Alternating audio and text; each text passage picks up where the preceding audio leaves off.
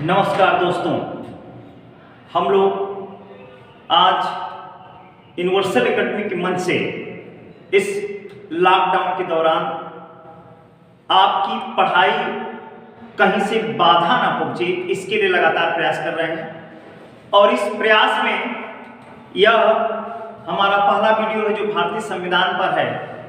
मैं राघवेंद्र उपाध्याय इस universal academy से जुड़ा हुआ हूं और आपके लिए सोच रहा हूं कि इस लॉकडाउन में कुछ योगदान किया जाए, जिससे आप जिस लक्ष्य की तरफ अग्रसर बढ़ रहे हैं उस लक्ष्य में हमारा भी कुछ योगदान हो। उसमें बड़ी खुशी होगी इस संस्थान को। और मैं चाहता हूं कि हमारे संस्थान के और लोग जो लोग हैं वो लगातार आपके लिए प्रयास कर रहे हैं, आपके लिए लगातार लगे हुए हैं और चाहते हैं कि हमारे जो छात्र हैं जिनका भविष्य इस लॉकडाउन में अधर में पड़ा हुआ है, इस लॉकडाउन का असर उन पर न हो और वो लगातार अपने लक्ष्य की तरफ बढ़ते रहें। इसी श्रृंखला में मैं आज आपको भारतीय संविधान का उस टॉपिक को टच करने जा रहा हूं जिसे संविधान की आत्मा के रूप में भी जाना जाता है और जिसे संविधान की कुंजी के रूप में भी जाना जाता है। मैं आपको बताना चाहूंगा, आप एक तरह से अच्छी तरह जानते हैं कि प्रस्तावना एक विषय सूची के समान है। क्या है? विषय सूची, अर्थात इसी को हम विवरणिका भी कहते हैं या इसी को आप इंडेक्स कहते हैं। अर्थात हम कह सकते हैं कि ठीक उसी तरीके से जैसे किसी भी किताब में जो उसका पहला पृष्ठ होता है उस पर विषय सूची का उल्लेख होता है और वह विषय सूची इस बात का इंडिकेशन है कि उस किताब में कौन सी बातें निहित हैं जिसे पहले पढ़ने से ही हम उसे समझ जाते हैं। एक तरीके से आप कह सकते हैं कि उस पढ़ने से ही हमें किताब की वह मूल बातें पता चल जाती हैं जिस किताब को जानने के लिए लगातार सभी लोग सोचते हैं कि आखिर इसमें क्या है। ठीक हमारा संविधान भी, उन संविधान में कौन सी बातें निहित हैं जो एक लोक कल्याणकारी राज्य को बनाने में कितनी सार्थक है, इन तमाम बातों को प्रस्तावना में। दूसरी बात कि किसी भी अधिनियम में उद्देशिका सबसे महत्वपूर्ण रोल अदा करती है और उद्देशिका के बिना वो अधिनियम अधूरा सा लगता है। ठीक हमारा भारतीय संविधान में उस उद्देशिका के बिना अधूरा सा लगेगा। तमाम विद्वानों ने इस पर अपनी अपनी राय दी। उसी श्रृंखला में मैं आपको यह बताना चाहूंगा कि जो प्रस्तावना है, यह प्रस्तावना हमारा देश, हमारे संविधान सभा के लोग इस प्रस्तावना के लिए सबसे अधिक प्रेरणा इनको अमेरिका से मिली, क्योंकि आप सभी लोग जानते हैं कि सबसे पहले 4 जुलाई 1776 को अमेरिका स्वतंत्र हुआ था और पहला, जिसे दुनिया का पहला लोकतंत्र कहा जाता है, और दुनिया के पहले लोकतंत्र में सबसे बड़ी संविधान की आवश्यकता हुई। और जब संविधान की आवश्यकता हुई तो संविधान बनाते समय अमेरिका के संविधानविदों ने उसमें जिस प्रस्तावना का उल्लेख किया उसी से हम प्रेरित हुए और प्रेरित होने के पश्चात हम अपने संविधान में इसको जोड़े। कहा जाता है कि यह प्रस्तावना जो प्रेरित हुए, हम कहां से प्रेरित हुए? अमेरिका से। परीक्षा के दृष्टिकोण से सवाल क्या बनेगा? परीक्षा के दृष्टिकोण से सवाल यह बनेगा कि संविधान कि जो प्रस्तावना है वो किस देश की देन है। अगर ऐसा कुछ पूछता है तो आपका उत्तर क्या होगा? अमेरिका। दूसरी बात, कभी न कभी परीक्षा में कभी कभी ऐसे भी पूछता है, देश न पूछे और आपसे यह पूछ ले कि निम्न में से किस माध्यम से संविधान की प्रस्तावना प्रेरित मानी जाती है, तो आपका उत्तर होगा कि पंडित जवाहरलाल नेहरू ने संविधान सभा के गठन के पश्चात 13 दिसंबर 1946 को के.एम. मुंशी द्वारा तैयार उद्देश्य प्रस्ताव जो संविधान सभा के समक्ष प्रस्तुत किया था उससे भी हमारे संविधान में प्रेरित हुए, जिसे संविधान सभा ने 22 जनवरी 1947 को अपनी स्वीकृति प्रदान की। यह उद्देश्य प्रस्ताव 8 अनुच्छेदों वाला था और वही उद्देश्य प्रस्ताव आज संविधान की प्रस्तावना के रूप में दिखती है। तो एक बात और जाने, कभी कभी परीक्षा में सवाल यह भी बनता है कि प्रस्तावना की जो भाषा है वो किस देश से प्रेरित है। तो आप जान लें, अगर ऐसा कुछ पूछता है प्रस्तावना कहां से प्रेरित है और प्रस्तावना की भाषा, तो कहां से प्रेरित है वो तो अमेरिका आप बताओगे, लेकिन अगर आपसे पूछेगा कि प्रस्तावना की भाषा कहां से ली गई है तो आपका उत्तर क्या होगा? ऑस्ट्रेलिया होगा।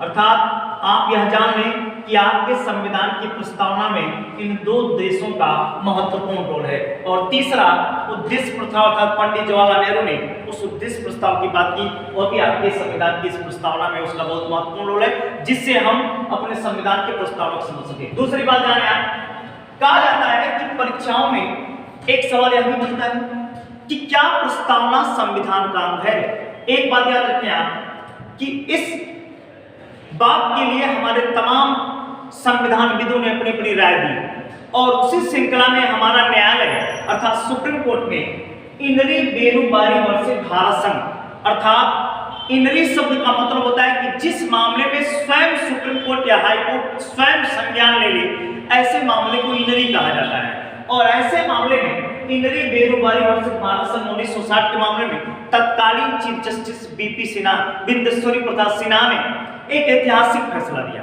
और उस फैसले पर उन्होंने कहा कि प्रस्तावना संविधान का अंग नहीं है। जब इस तरह की बात हमारे बिंदेश्वरी प्रसाद सिन्हा जी ने अपने निर्णय में कहा कि प्रस्तावना संविधान का अंग नहीं है, यह मामला लोगों के लिए एक इस तरह की बात है कि अगर संविधान का अंग नहीं है, इसका मतलब आर्टिकल 368 प्रभावित नहीं होगा, और अगर आर्टिकल 368 प्रभावित नहीं होगा, इसका मतलब है कि जब वो अंग ही नहीं तो उसमें किसी भी प्रकार का छेड़छाड़ नहीं किया जा सकता है। इस तरह की जब बातें होती, लेकिन बाद में लंबे समय तक जब इस पर चर्चा चला तो गोलकनाथ बनाम पंजाब राज्य 1967 में उस समय हमारे भारत के वो महान विभूति जस्टिस हिदायतुल्लाह जिनको भारत का राष्ट्रपति बनने का भी सौभाग्य प्राप्त हुआ, उस समय 11 सदस्यीय संवैधानिक पीठ थी और इस 11 सदस्यीय संवैधानिक पीठ ने अपने ही निर्णय को परिवर्तित करते हुए कहा कि नहीं, प्रस्तावना संविधान का अंग है। लेकिन वहां पर यह कहते हुए उन्होंने एक बात और कहा कि प्रस्तावना संविधान का अंग है, लेकिन इसमें संशोधन किया जाएगा कि नहीं किया जाएगा, इस पर उसमें विचार नहीं किया गया। फिर उसी मामले को केशवानंद भारती वर्सेस केरल राज्य 1973 में जस्टिस एस.एन. सीकरी, यह भारत की सबसे बड़ी संवैधानिक पीठ थी जो 13 सदस्यीय, आज तक के भारत के इस संवैधानिक इतिहास में इससे बड़ी कोई पीठ नहीं हुई। संवैधानिक पीठ जो 13 सदस्यों मामला था, 6 संबंधित 7 के अनुपात में एस.एन. सीकरी ने एक ऐतिहासिक निर्णय दिया और उसी बात को दोहराते हुए जो गोलकनाथ बनाम पंजाब में जस्टिस हिदायतुल्लाह ने कहा था, उन्होंने कहा कि प्रस्तावना संविधान का अंग है, लेकिन इसमें संशोधन भी किया जा सकता है। एक बात उन्होंने और जोड़ा कि संशोधन तो किया जा सकता है, लेकिन इस बात पर विशेष ध्यान देना होगा कि उस संशोधन से हमारे भारतीय संविधान के आधारभूत ढांचे पर किसी भी प्रकार का प्रभाव ना पड़े। इसका मतलब है कि आपसे एक सवाल बनेगा कि निम्न में से किस बात में आधारभूत ढांचे का सिद्धांत प्रतिपादित किया गया है। तो आप एकदम जान लें कि केशवानंद भारती वर्सेस केरल राज्य वही बात था जिस बात में पहली बार आधारभूत ढांचे का सिद्धांत प्रतिपादित किया, और उस आधारभूत ढांचे के सिद्धांत में कभी भी सुप्रीम कोर्ट ने यह बताने की कोशिश की, उन्होंने यह कहा कि परिस्थितियों के आधार पर उस आधारभूत ढांचे की व्याख्या की जाएगी। और लगातार सुप्रीम कोर्ट तब से अर्थात 24 अप्रैल 1974 से लगातार प्रयास कर रहा है इस पर व्याख्या करने की, और कई मामलों में उन्होंने व्याख्या किया। जैसे एस.आर. मोहम्मद बनाम भारत संघ के मामले में सुप्रीम कोर्ट ने पंथ निरपेक्षता को संविधान का आधारभूत ढांचा घोषित कर दिया। इसलिए जब से जैसे सुप्रीम कोर्ट के पास ऐसे मामले पहुंचते हैं, उस मामले में सुप्रीम कोर्ट बताता चलता है कि कौन सा संविधान का आधारभूत ढांचा है और कौन सा नहीं है। इसी अनुक्रम में अब एक सवाल आपके सामने लगातार परीक्षा में पूछता है कि निम्न में से किसने प्रस्तावना को संविधान की कुंजी के रूप में बताया।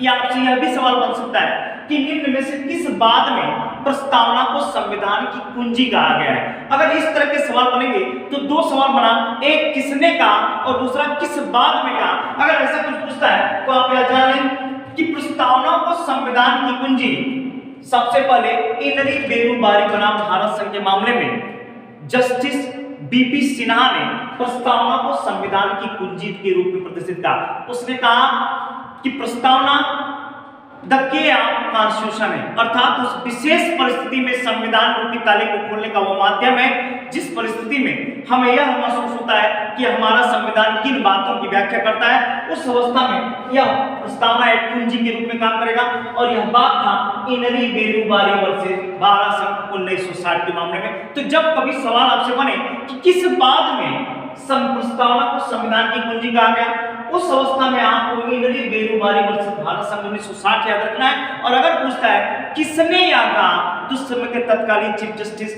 बिंदेश्वरी प्रसाद सिन्हा ने अपने निर्णय में इस बात की व्याख्या करते हुए कहा कि प्रस्तावना संविधान की कुंजी है। अब आए दूसरी मैटर पे, हमने लिखा है कि प्रस्तावना संविधान की आत्मा। एक बात याद रखें आप कि भारतीय संविधान में लगातार लोगों से गलती ये होती है कि अगर सवाल बने कि प्रस्तावना संविधान की आत्मा नहीं है, या सवाल यह बने कि प्रस्तावना संविधान की आत्मा है, यह किसने नहीं कहा था।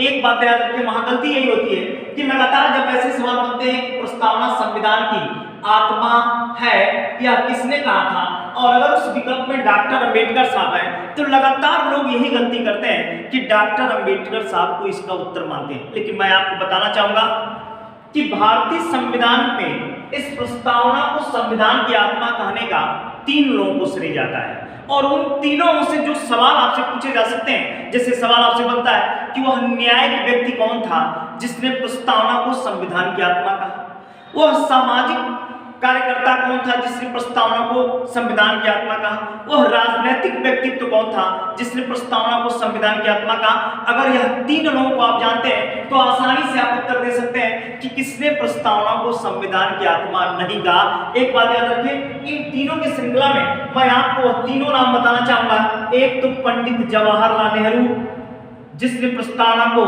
संविधान की आत्मा कहा था, दूसरे वह व्यक्ति थे ठाकुर दास भार्गव जिन्होंने प्रस्तावना को संविधान की आत्मा कहा था, और तीसरे जस्टिस हिदायतुल्लाह साहब।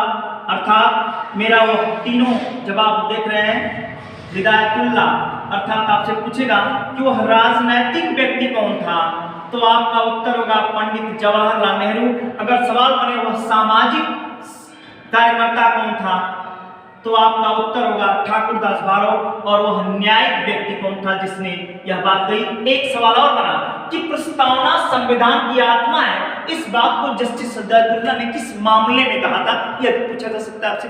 एक बात याद रखिए, मैंने बताया आपको कि गोलकनाथ बनाम पंजाब राज्य जो भारत की दूसरी सबसे बड़ी संवैधानिक पीठ है 11 जजों की, उसी मामले में जस्टिस हिदायतुल्लाह ने ऐतिहासिक निर्णय देते हुए यह कहा था कि प्रस्तावना संविधान की आत्मा है।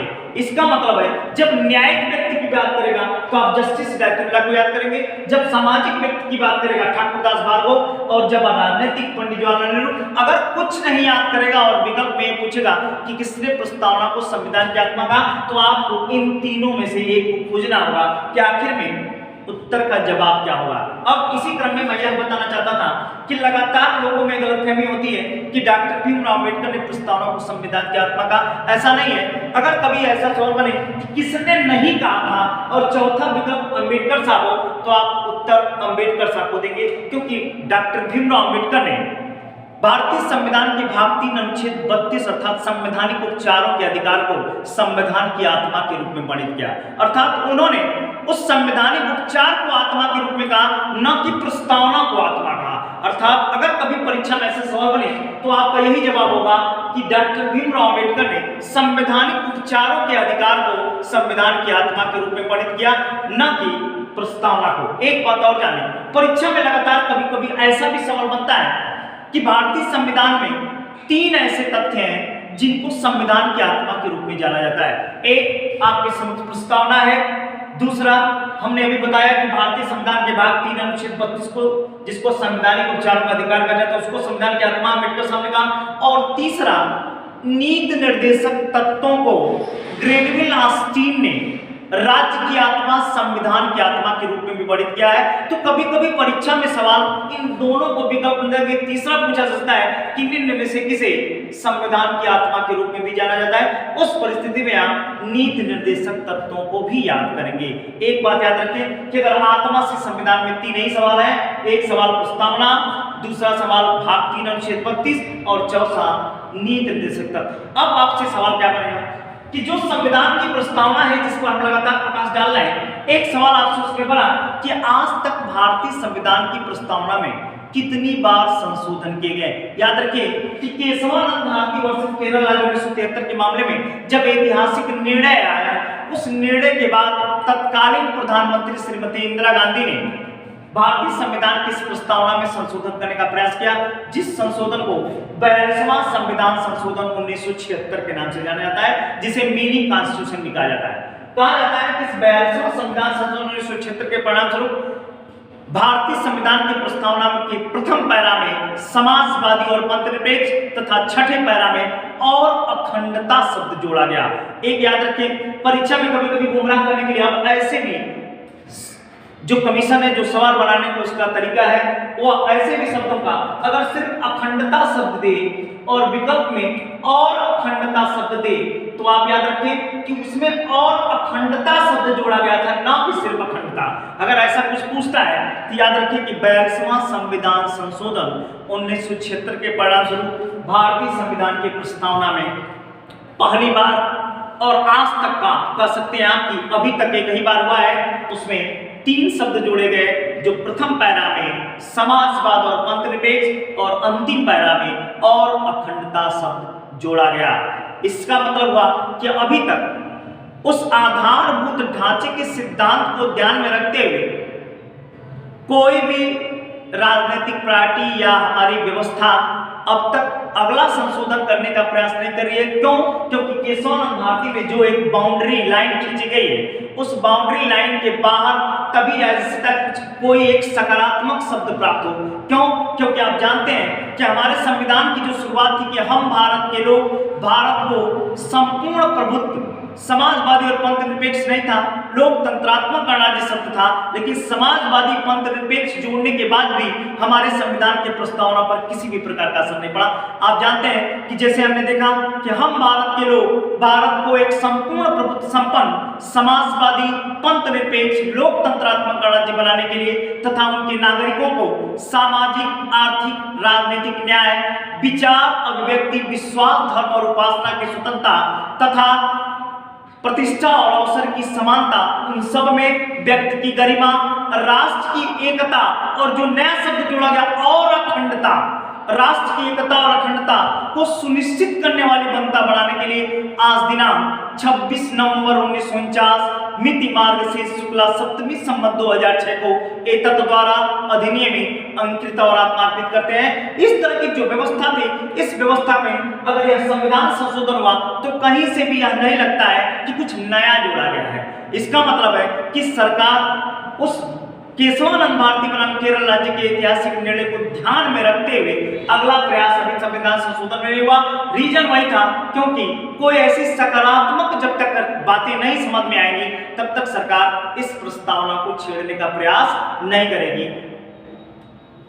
Thank you.